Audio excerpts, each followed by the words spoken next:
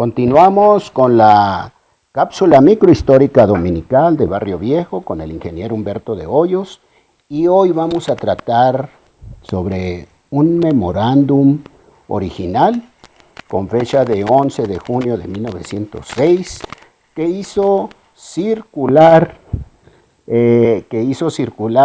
William Cornell Green, pues entre sus trabajadores de confianza y en las 4C.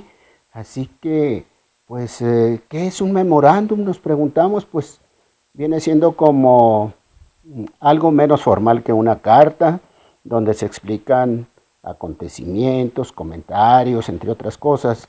Y pues muy interesante para esta fecha precisamente, que tenemos este Barrio Viejo, donde una de las efemérides, que es de las principales del año, que tenemos pues cuando el movimiento obrero del 1 de junio de 1906. A ver, Humberto, ¿qué dice ese memorándum? Muy buenos días a todos. Como bien dijiste, hoy vamos a leer el memorándum y está titulado Memorándum del Coronel William Green, presidente de la Green Consolidated Copper Company, fechado el 11 de junio 1906 en Cananea, Sonora. Y se llama así: es un breve relato de los recientes desórdenes en Cananea. Y empieza: me estaba preparando para un viaje a la Sierra Madre cuando fui informado por un hombre que está trabajando en la mina Cobre Grande que un mexicano que trabaja ahí le informó que iba a haber problemas el día 1 de junio a las 5 de la mañana, que un club socialista había tenido 3 reuniones a la medianoche del día 30 de mayo, en las cuales una gran cantidad de agitadores de tendencia socialista estuvieron presentes, que los agitadores de la Western Federation, y aquí cabe mencionar que era la asociación esta, era un grupo de mineros que se dedicaron a hacer grilla y formar sindicato en Estados Unidos. Continuamos. Habían estado en las minas alborotando a los mexicanos y que habían estado proporcionando dinero para que el club socialista que se había establecido en Cananea. Nos dio unos pocos de los folletos del circular socialista que se habían estado distribuyendo junto con algunos otros detalles. Aunque me pareció ridículo que algo así se pudiera llevar a cabo, su programa incluía dinamitar el banco, donde se reportaba que teníamos $1,000,000, entrar a las tiendas y obtener armas y parques, y con ellos empezar una revolución contra el gobierno de Díaz. Aunque, junto con otros detalles, se me había dado, el asunto es que se me hizo lo suficientemente serio que les hablé a Galbraith, Dwight y Kirk para analizar el asunto. Estos 3 personajes eran los puestos altos dentro de la minera. Mientras ellos creían que algo pudiera pasar, con la excepción de Galbraith, que había oído lo mismo, pero por otras personas, todos pensaron que no había mucho peligro. Poco después vi a un mexicano al que le tengo mucha confianza, y al preguntarle al respecto me dijo que había oído lo mismo, con la novedad que los agitadores habían robado unas cajas de dinamita unas noches antes, cosa que yo ya sabía. Inmediatamente ordené que alistaran la locomotora, y llevándome a Ignacio McManus, salimos de Cananea a las 10 de la noche, telegrafiando para que un tren especial llevara a McManus a Hermosillo para que le explicara todo el asunto al gobernador, y que inmediatamente tomara un tren especial con todos los soldados que tuviera a su disposición y parar en Magdalena con el coronel Fenocchio y el coronel Kosterlitsky, y les pidiera que mandaran tropas a Cananea. Luego me fui a Bisbee, me junté con Walter Douglas y con Brophy. Estos eran los gerentes de la mina en Douglas y en Nacosari, a los cuales ya les había telegrafiado antes para que me para que mantuvieran las tiendas abiertas, donde aseguré 98 rifles y alrededor de 5,000 balas y 20 pistolas, y al mismo tiempo le pedí a Douglas que fuera a la ciudad de Douglas por la mañana y asegurara 100 rifles que había ahí. Pasé por la aduana de Naco a la 1:30 de la mañana, sin la formalidad de ver al administrador de la aduana, ya que yo pensé que había poco tiempo de cumplir con esta formalidad de arreglar papeles. Se pudiera hacer después. Llegué a Cananea a las 4 de la mañana y en mis automóviles distribuí las armas por medio del señor Dwight y el señor Metcalf, que eran nuestros hombres de confianza, y regresé a mi casa pensando que tal vez había hecho el ridículo, ya que todo estaba en paz. Poco después los problemas empezaron. Como a las 11 de la mañana, probablemente como 3,000 mexicanos se juntaron en el Ronquillo, enfrente de la comisaría, demandando $5 al día y 8 horas de trabajo y el privilegio de seleccionar a sus propios mayordomos en la mina, y que todos los salarios de los mexicanos deberían ser igual al de los americanos. Les hablé unos 15 o 20 minutos, que aparentemente tuvo el efecto de calmarlos, y se dispersaron después de darme 3 hurras a mí y a Cananea. Me fui a la oficina y unos minutos después me mandaron una copia con sus demandas por medio de Pablo Rubio, el comisario. Se la di a uno de los muchachos para que hiciera la traducción. Mientras tanto, Kirk llegó y me comunicó que habían parado la concentradora y la mina Beta Grande, y que los mineros ya se veían muy alterados. Kirk y yo nos subimos a un buggy pensando ir a la mina El Capote y poderlos calmar. Entre el Ronquillo y la concentradora nos encontramos grupos grandes de mineros que eran manipulados por agitadores profesionales. Traté de pararlos y hablar con ellos, pero no tuve éxito. Nos fuimos a la concentradora dándole instrucciones a los muchachos para que pusieran guardias y estuvieran alertas contra incendios. Hicimos lo mismo en la fundición. El señor Dwight antes había tomado las mismas precauciones en el banco, las oficinas generales y la tienda. Al cruzar la vía del tren, la locomotora de vía ancha estaba ahí. Me subí a ella y le pedí al conductor que se dirigiera lo más rápido posible a la estación del tren.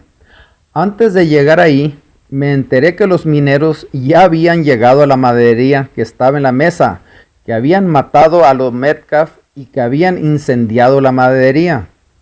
Vi a 2,000 o más mexicanos que eran dirigidos por unas personas que llevaban banderas rojas y que estaban gritando: ¡al banco! ¡A la tienda! Inmediatamente le ordené al conductor que se fuera a toda velocidad a la tienda y al banco, donde tenía 2 automóviles esperándome. Le dije al señor Dwight que juntara a toda la gente posible y se dirigiera a la mesa lo más pronto posible, ya que si nos íbamos a encontrar a la gente, este era el lugar para hacerlo. Corrimos los automóviles como a 50 millas por hora entre la muchedumbre, desparramando gente por donde quiera. Llegué a mi casa, donde agarré mi rifle y unos cuantos muchachos que estaban ahí con sus armas. Mientras tanto, el señor Dwight, como con unos 40 trabajadores de la tienda y el banco, con las carretas contra incendios, habían llegado a la mesa. Los mineros habían llegado hasta la cárcel y la policía no pudo hacer nada, ya que solo había 25 policías contra todos los huelguistas.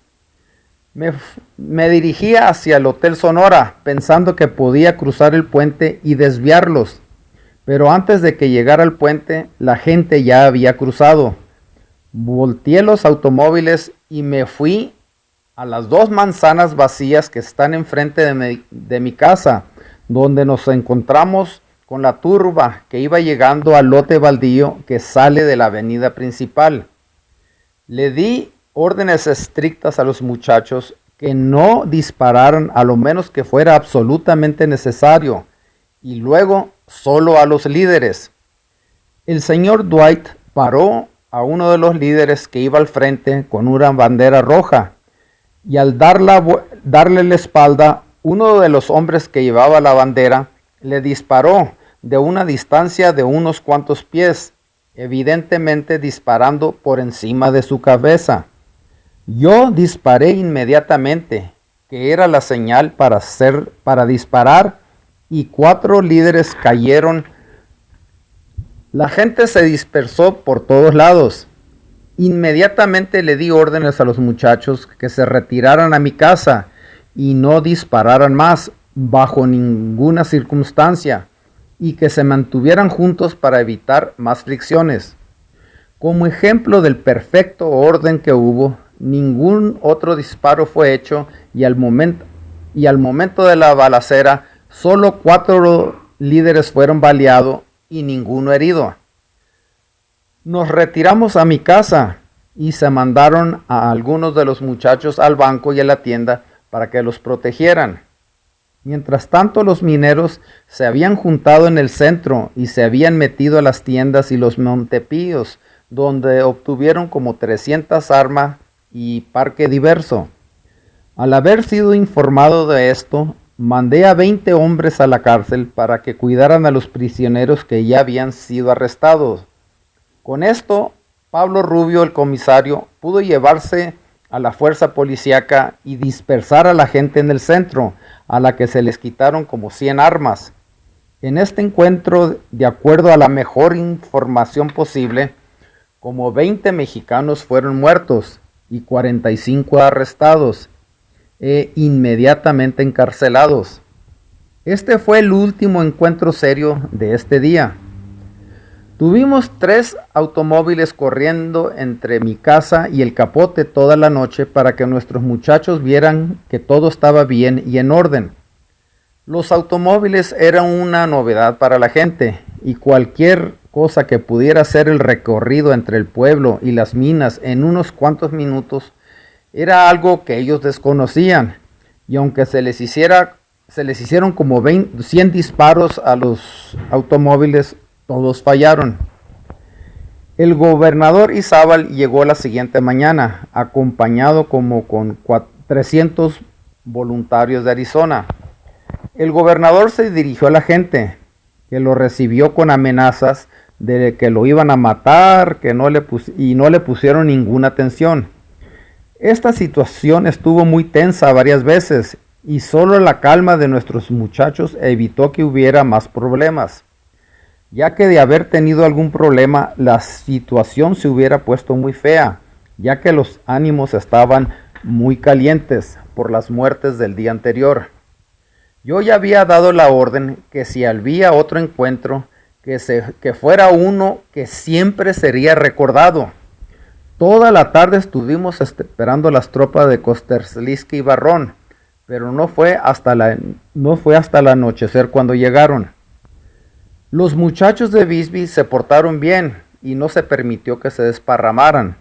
Se mantuvieron en sus vagones, y al llegar las tropas mexicanas regresaron a Bisbee en buen estado. No hay duda que sin la presencia de estos hombres y los rumores que en cualquier momento llegarían los soldados mexicanos, esto evitó otro evento sangriento este segundo día. Poco después de la llegada de las tropas de Kosterlitsky, una balacera empezó cerca del mercado, y al hacer el arresto de los líderes, un número adicional de mexicanos fueron muertos. A la mañana siguiente, las tropas mexicanos llegaron. Al amanecer, viajé por todos los campamentos mineros, hablando con los mineros y pidiéndoles que regresaran a trabajar. Unos cuantos regresaron a trabajar, y esa noche 30 o más de los líderes fueron arrestados. El día siguiente todos regresaron a trabajar. Esto en breve es lo que sucedió. La compañía perdió como $125,000 en la maderería. Cuatro empleados de la compañía murieron y otro americano también. 2 o 3 fueron heridos. El número de mexicanos muertos ha sido reportado como 20 y sigue en pie esa figura, aunque los sepultureros han estado trabajando de noche después de reportar los 20 muertos. 3 cadáveres más fueron traídos ayer, que murieron en la pelea. Hubo una gran cantidad de heridos. Y en el memorándum original aquí termina, pero después hizo otro memorándum que es idéntico al que acabo de leer, pero se le agrega lo siguiente. Una de las circunstancias afortunadas de este lamentable incidente es que casi todos los mexicanos muertos eran huelguistas y aparentemente 5 huelguistas fueron muertos por cada uno que fue herido. O sea que si hubo 20 muertos, pues según él hubo 4 heridos. Bueno, pienso que al final esto sería benéfico para el pueblo. Todos los agitadores de la federación fueron corridos la semana pasada y creo que hay como 87 mexicanos en la cárcel. Muchos de ellos fueron deportados de Nuevo México y el sur de California. Y previamente habían participado en problemas laborales, o sea, allá en Estados Unidos. Los del Club Revolucionario fueron mejores escritores que soldados, ya que a la primera señal de problemas, todos escaparon hacia Estados Unidos la primera noche. El gobernador Izábal, el general Torres, el coronel Fenocchio, el coronel Kosterlitsky, el capitán Barrón y otros mexicanos distinguidos aquí han hecho todo lo posible por mantener el orden. He leído en algunos periódicos que este evento retardará la inversión de capital foráneo en México. Yo pienso que va a suceder lo contrario, viendo que las huelgas que hubo en Leadville, en Colorado, y Cours d'Aline, en Francia, donde las huelgas cerraron las minas durante meses, mientras que aquí, 24 horas después de lo ocurrido, el gobernador en tren especial estaba aquí a tomar cartas en el asunto. En cuanto llegaron las tropas, dejamos nuestras armas en casa y dejamos que las autoridades mantuvieran el orden y empezaron a restablecer la confianza entre los mexicanos que no serían molestados. Regresaron a trabajar con mucho éxito y muchos de ellos comentando que ahora sí van a poder trabajar en paz, ya que anteriormente los agitadores constantemente los amenazaban y les pedían que se fueran a la huelga. Otro resultado del problema que hubo aquí es que un cuartel permanente será construido aquí, que va a albergar unos 200 hombres y Cananea sería hecha la cabecera del distrito y tendremos más protección de la vida y propiedad y estaremos menos expuestos a los problemas. Entonces, esta es la carta que escribió Green dentro de la mina. Después escribió otra carta que le mandó al vicepresidente de México, Ramón Corral, que también conservo la original aquí. Y se escribió una tercera carta que hizo la minera, también mantengo el original y ojalá más adelante podamos leer esta carta. Y tengo también la carta de la llegada del gobernador Izábal a Naco y su venida a Cananea. Entonces pues ya tenemos bastante material para otras pláticas. Bueno, pues muy bueno, precisamente en estas fechas, pues esta es la versión del zar del cobre, amigos, William Cornell Green, sobre estos acontecimientos del 1 de junio de 1906, y una semana después, un 11 de junio de ese mismo año, 1906, pues él hace este memorándum, y así pues es como nace también el cuartel Cruz Gálvez, que a razón de eso pues viene a tener ese cuartel también, que es un lugar histórico aquí en Cananea. Gracias. Continuamos con la cápsula microhistórica dominical de Barrio Viejo con el ingeniero Humberto de Hoyos, y hoy vamos a tratar sobre una carta que se hizo circular internamente en las 4C sobre la venida del gobernador Rafael Izábal a Cananea después de los hechos del movimiento del día 1 de junio y día 2 de 1906. Así que pues se atravesó esta interesante, que es la principal de todas las efemérides, pues que dominicalmente estamos pasando aquí en el programa de Barrio Viejo.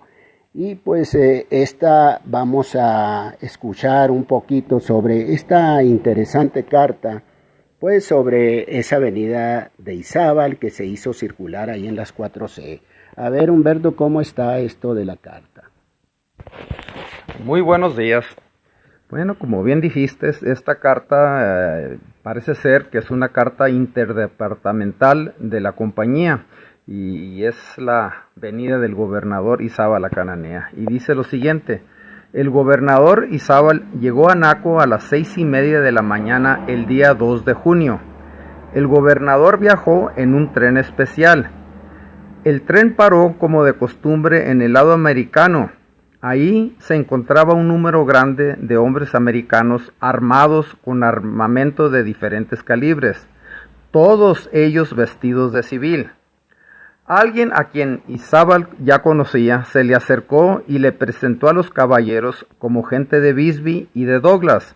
Entre ellos había doctores y licenciados, etc.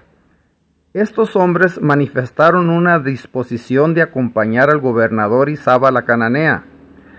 Izábal les contestó que estaba en un negocio urgente y que cruzaría la frontera y ya en territorio mexicano hablaría con ellos. Izábal cruzó la línea a pie y habló con el jefe de aduana, quien le informó de unos problemas sucedidos la noche anterior. Izábal fue a la oficina de correos para ver si había instrucciones de la Ciudad de México. Ahí mismo se comunicó con Cananea, donde recibió directamente del señor Green noticias alarmantes sobre la situación. Había temor que dinamita pudiera ser utilizada por los huelguistas, que la fuerza policíaca pudiera ser insuficiente, etc.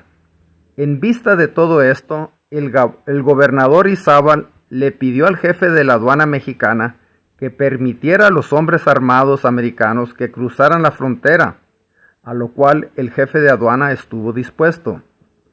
Estos americanos eran como 200. Ahora, en territorio mexicano, el gobernador les dijo que él no tenía ninguna autoridad para dejar pasar gente armada a territorio mexicano, pero en vista de las noticias alarmantes sobre los sucesos en Cananea, él iba a tomar la responsabilidad de permitirles que lo acompañaran. Pero antes él quería saber si ellos eran soldados o tropas o irregulares o qué.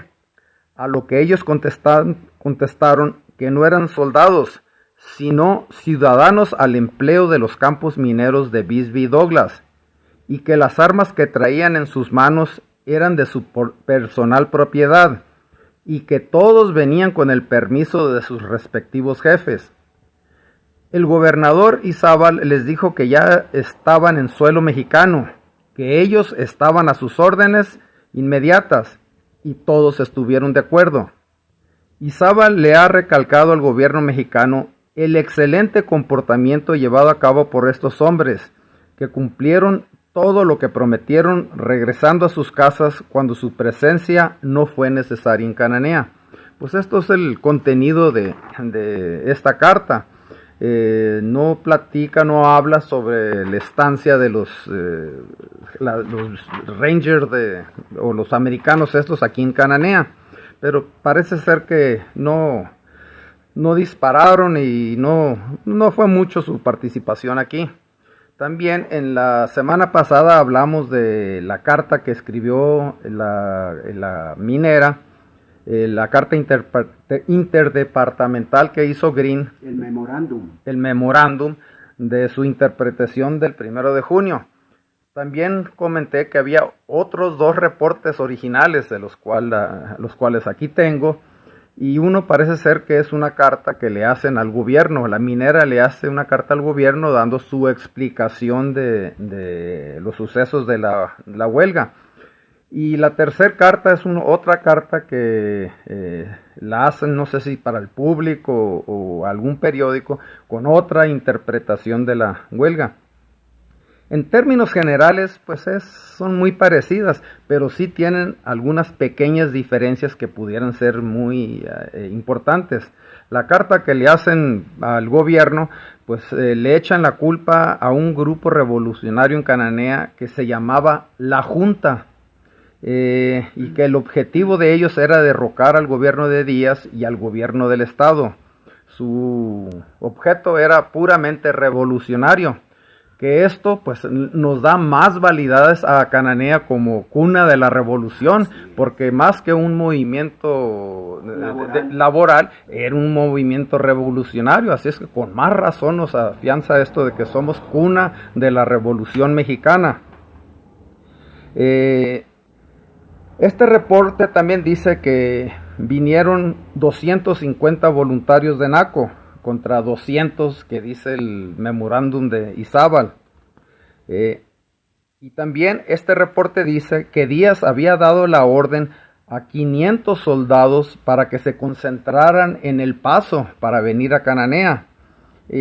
Lo curioso aquí también, que en el reporte tachan la palabra El Paso y ponen otras letras que son ilegibles. Entonces como que no les convenía a alguien poner que tenían soldados en El Paso. Y luego también este reporte dice que Izábal fue el que dio la orden a los americanos de que se regresaran a Estados Unidos. Cuando en otros reportes pues dice que fue el coronel Kosterlitsky. Y luego también este reporte dice que el domingo salió otro segundo manifiesto aquí en Cananea incitando a la gente a que se levantara en armas. Este reporte también nos dice que hubo 12 muertos contra 20 y tantos que dice el reporte anterior. El tercer reporte nos dice que, al abrir las mangueras, los Metcalf en la madería, los mineros le prendieron fuego a la madería, y que los Metcalf para ese entonces ya se habían subido al techo, pero que la lumbre, el calor los hizo que bajaran, y que en ese momento se oyeron disparos, y Will Metcalf recibió un balazo en la cabeza, y George Metcalf fue muerto por los candeleros que utilizaban los mineros, ¿no?, para detener sus velas en la mina. También este tercer reporte dice que en la tarde, día 2 de junio, el capitán Barrón llegó con 28 soldados, y poco después llegó el capitán Kosterlitsky con 30 soldados. También comenta que en la tarde hubo balaceras en una cantina, en el edificio de la lavandería y el mercado, que casi todo esto está, pues lo que sería hoy el centro de Cananea. Y que estos disparos, que hubo muchos disparos, y que estos disparos fueron hechos por gente que querían que continuaran los disturbios. Se dice que una de las personas que estuvo haciendo estos disparos era una persona de Oklahoma, y que era un fugitivo de la justicia, y varios compañeros que andaban con él ya andaban tomados. Entonces el alcohol tuvo una responsabilidad muy grande aquí en las balaceras que hubo el 2 de junio. También este tercer reporte comenta que en Cananea había muchos agitadores de Idaho, de Morenci y de Bisbee, y que ellos también habían estado alborotando a los mineros en estas ciudades. También este reporte dice que el total de muertos fue 16 mexicanos, 5 americanos muertos, 22 mexicanos heridos, 7 americanos heridos, y que el daño total de la compañía fue $110,000. Y aquí también se llegó a la conclusión que era necesario construir un cuartel en Cananea y que la minera le iba a proporcionar el terreno al gobierno del estado para la construcción de lo que hoy es el cuartel Cruz Gálvez. Y en las semanas que vienen, pues va a ser interesante porque curiosamente también tengo los papeles originales de la construcción y del cuartel Así es que pues ya tenemos algo de material para las próximas semanas. Pues muy bien, hombre, estas diferentes versiones, pero lo que sí, pues estamos cada día más convencidos de que Cananea es la cuna de la revolución. Los Flores Magón influyeron mucho. Estuvieron pues aunque nunca estuvieron en Cananea, fíjate, los Flores Magón nunca estuvieron en Cananea, pero influyeron muchísimo y la intención era pues principalmente derrocar al gobierno de Porfirio Díaz. Aquí se prendió la mecha, por eso Cananea, cuna y precursora de la Revolución Mexicana oficialmente, aquí en Sonora. Muchas gracias. Buenos días, estimable auditorio, pues aquí estamos con Humberto de Hoyos, que cada domingo también nos proporciona una cápsula de la historia, de microhistoria aquí de nuestro municipio. Y ahora lo que le voy a preguntar, Humberto, buenos días. Muy buenos días, tenga todo el mundo, qué gusto me da estar aquí con ustedes. Pues qué bien, Humberto, lo que te quiero preguntar es sobre la casa de Green. Es un lugar emblemático también, muy significativo aquí para nuestro municipio. ¿Y en qué año se construye la casa Green? La casa la empezaron a construir en 1902. La madera la trajeron de los estados de Washington y Oregon, en el noroeste de Estados Unidos. La madera se vino por barco por río, salió al Pacífico, del Pacífico bajó hasta Los Ángeles en barco y de ahí se vino en carreta jalada por bueyes hasta la frontera aquí de Naco. Y aquí la cruzaron y pues se hizo la casa. Los carpinteros que hicieron la casa y todas las escaleras, todas esas cosas que se le ve en la chimenea y todo eso que es pues precioso todo, ¿no? Fueron carpinteros traídos de Pensilvania y de Nueva York. Y una cosa que también tenía rato queriendo averiguar quién había sido el arquitecto que la diseñó. No he conseguido el nombre del arquitecto, pero sí supe que era un arquitecto de Nueva York que diseñó la casa de Green y diseñó otra casa que está en el otro lado de la frontera, ahí cerca de Patagonia, y se llama el Rancho San Rafael. Él también diseñó esa casa y la casa está al estilo oeste de Estados Unidos y sur de Estados Unidos. Es tipo y tipo plantation. Entonces la casa tiene ese modelo que era lo que estaba de moda en aquel entonces. Pues qué interesante para cuidar pues nosotros los cananenses esta reliquia. Ojalá algún día se pudiera pues rescatar para poner un museo, ¿no? Con el tiempo, ¿por qué no? Oye, la cápsula que tuvimos el domingo pasado, pues siempre, pues para muchos que no estábamos informados, que nomás sabíamos que se habían llevado los restos de Mr. Green allá a Los Ángeles, pues desconocíamos, ¿no? Que habían vuelto en la década de los 50. Y oye, una duda, ¿se trajeron cenizas o se trajeron el cuerpo de Mr. Green aquí? Que está ahorita, pues ya sabemos que están esos restos aquí en el cementerio Severiano Moreno.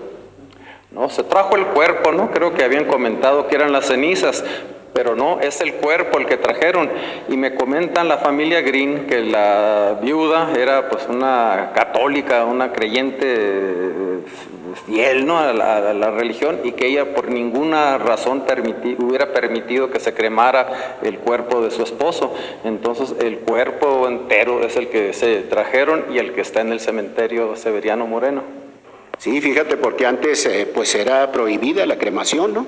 y ahora hasta se fomenta en la misma religión católica. Bueno, pues esta es la cápsula informativa con Humberto de Hoyos, de la microhistoria de nuestro municipio, pues que viene aquí con sus comentarios y con tantos conocimientos que tiene y colecciones de escritos históricos ahí en su casa, pues vamos a seguir enriqueciendo este programa. Amables amigos, nos despedimos, Humberto, y un saludo para nuestro auditorio. Pues muchas gracias, y pues la próxima semana tendremos otro comentario, otra breve cápsula muy interesante, se los garantizo. Muchas gracias. Buenos días, amables amigos. Como cada domingo es costumbre, tenemos aquí pues la presencia de Humberto de Hoyos, el ingeniero, y la pregunta de esta semana para Barrio Viejo es: pues todos sabemos que las marcas de RAR regularmente vienen las iniciales de la persona o iniciales de la esposa o de algún hijo. Y la pregunta que le quiero hacer yo, ¿qué significa? Y nos la han hecho esa pregunta para Barrio Viejo. ¿Qué significa RO o de dónde viene esa marca famosa en aquel tiempo mundialmente de la familia Green, como era la RO? ¿Qué inicios tuvo esa marca o qué significa? Pues muy buenos días todo el mundo. Ahora sí va a ser algo muy controversial, porque hay muchas creencias aquí en Cananea, pero la marca RO viene desde finales de los 1800. El fierro OR era la marca de RAR de la primer esposa de William Green. Entonces, al fallecer ella, Green adoptó el fierro, y cuando se vino a Cananea, le cambió y la hizo RO. Pero la RO era el fierro de RAR de los caballos que tenía aquí en Sonora. No de las vacas. No, el de las vacas era ORO. Oro.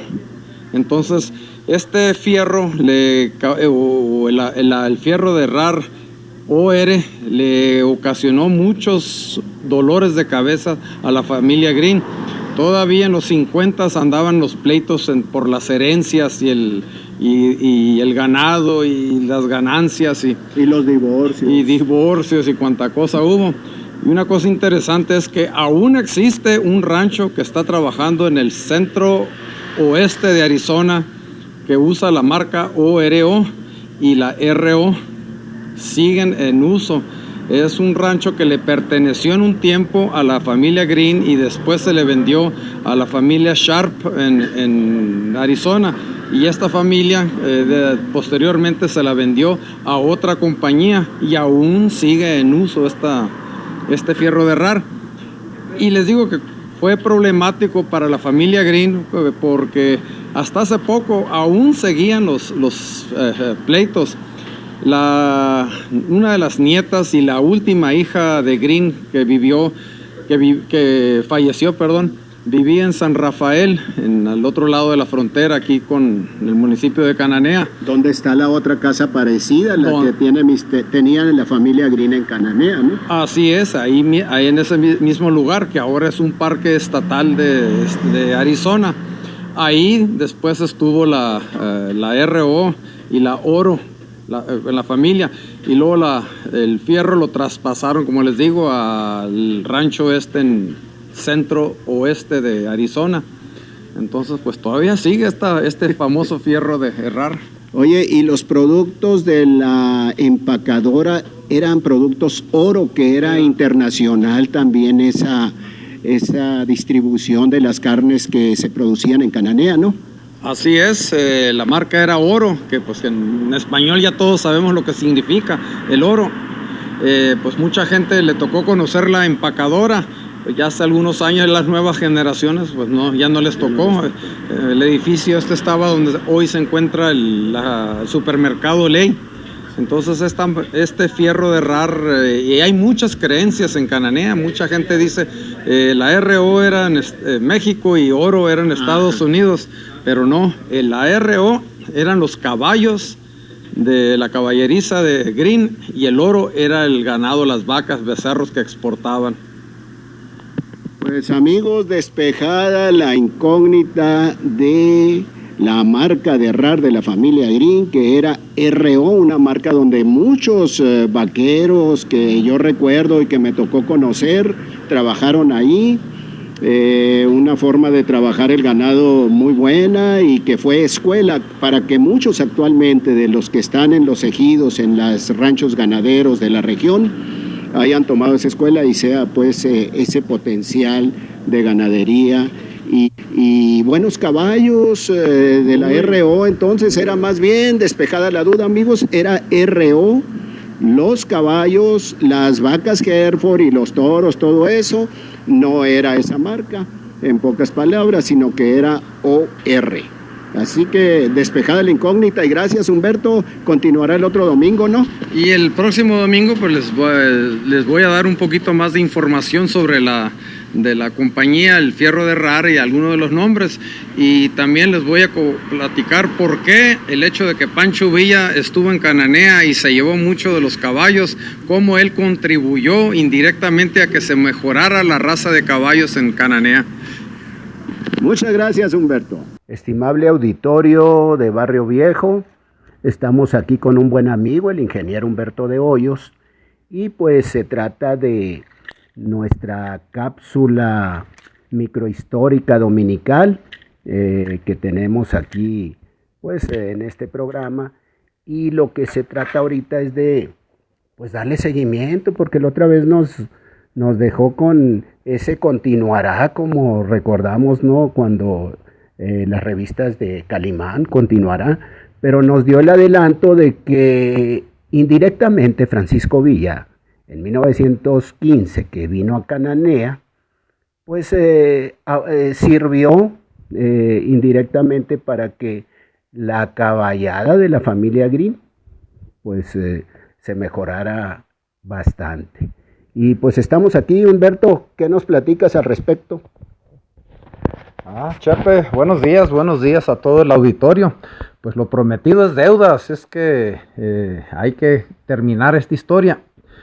Pues como comentaste, Francisco Villa, al ser derrotado en Agua Prieta en el año 1915, se vino a un área entre Cananea y Agua Prieta que se llama Villaverde, que está en el ejido Cuauhtémoc. Ahí acampó, y como todo eso era propiedad de la ganadera Green, pues luego le pidió al administrador de la ganadera Green, que era el señor Charles Wilswell, que pues les diera caballos y ganado para comer. Y a la minera le exigió azúcar, café y varios productos, porque pues, él venía derrotado, ya venía sin dinero, sin ánimo, lo que quería era pues salirse ya del estado de Sonora. Se dio cuenta que no iba a ser fácil tomar control de Sonora. Entonces pues la minera y la familia Green también, para no tener problemas, le obsequiaron o le dieron vacas para que sacrificaran y pudieran comer los soldados. Y también pues habían perdido muchos caballos en la batalla de Agua Prieta, así es que le exigió a la ganadera Green que los surtiera de caballada. Pues la familia también se dieron cuenta de que Pancho Villa se iba a llevar lo mejorcito, y escondieron a los mejores garañones. Pero pues como en todas partes, no faltó quien le platicara a Pancho Villa dónde estaban escondidos los caballos o los garañones, y se hizo de ellos. Y afortunadamente muchas de las yeguas, como estaban desparramadas por todo el rancho, pues no se pudo llevar las mejores, se llevó algunas yeguas. Entonces pues se fue de Cananea y dejó, como les digo, sin garañones.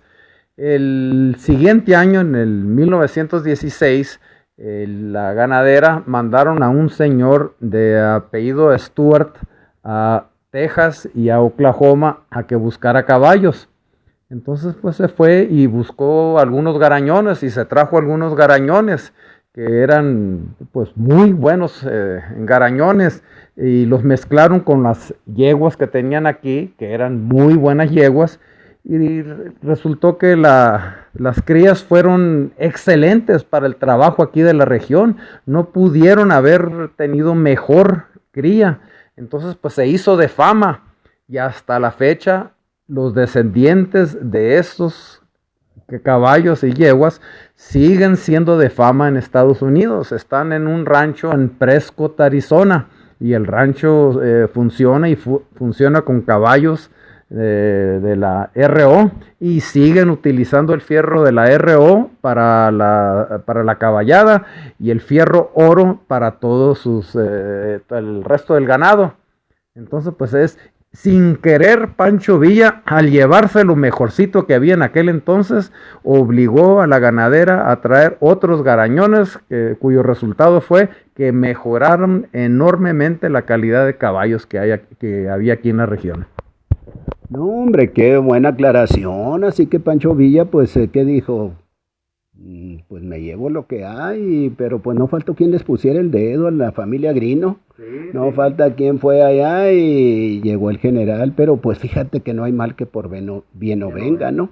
Y aquí está este ejemplo. Oye, pues vamos a aprovechar también, porque hay mucha gente que pues desconoce que Cananea y una ciudad de Alemania son ciudades hermanas. Y tú, como traes muchos alemanes, tienes yo creo 15, 20 años, no sé cuántos, pero trayendo turismo de muchas partes, pero también alemanes aquí, a Cananea, a tu rancho El Carricito, los llevas por el río de Sonora, se van a veces a San Carlos, por allá, se van a Hermosillo, y pues es turismo que tienes mucho fomentando. Pero la pregunta es, ¿qué ciudad de Alemania es hermana de Cananea y cómo empezó? Bueno, desde hace muchos años Cananea y Sierra Vista, Arizona somos ciudades hermanas.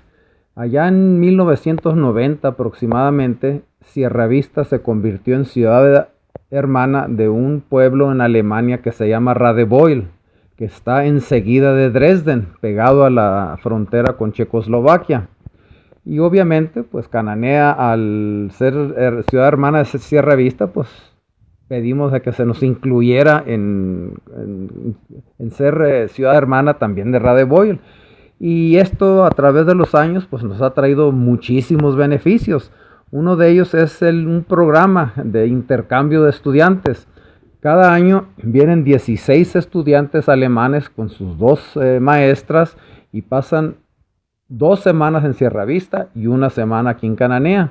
Aquí en Cananea pues tienen un día familiar, otro día pues vamos al ayuntamiento, que el presidente municipal les dé una bienvenida, los llevamos a comer los tacos típicos aquí de Cananea, llevamos a los muchachos que son los huéspedes aquí o los anfitriones, mejor dicho, en Cananea, pues llevan a sus alemanes a la prepa, ahí están en clases para que vean el sistema educativo aquí en Cananea, en México.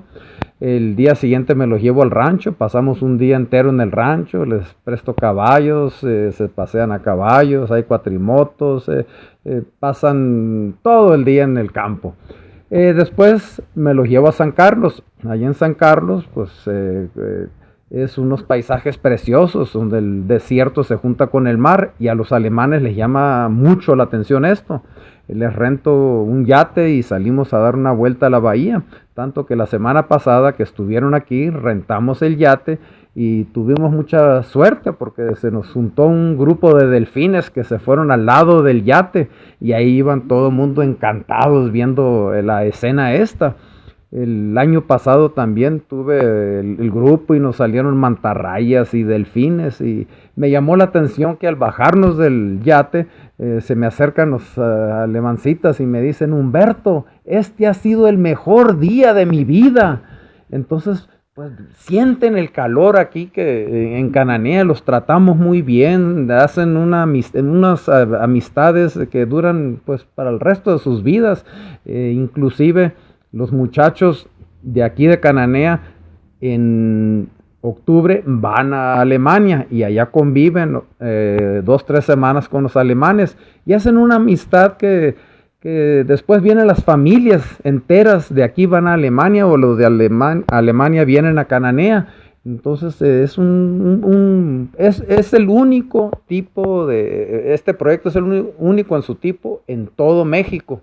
Y han hablado ciudades de otras ciudades preguntando que si cómo lo hicimos, que si pueden participar ellos. Entonces pues somos pioneros nosotros en esto y a todos los muchachos los marca por vida porque aprecian ya lo que tenemos aquí en México y van y ven todos los avances tecnológicos que tiene Alemania, cosas que se pueden implementar aquí en México. Inclusive algunos de los muchachos han cambiado lo que querían estudiar alguna carrera y deciden por alguna ingeniería después de haber estado en Alemania.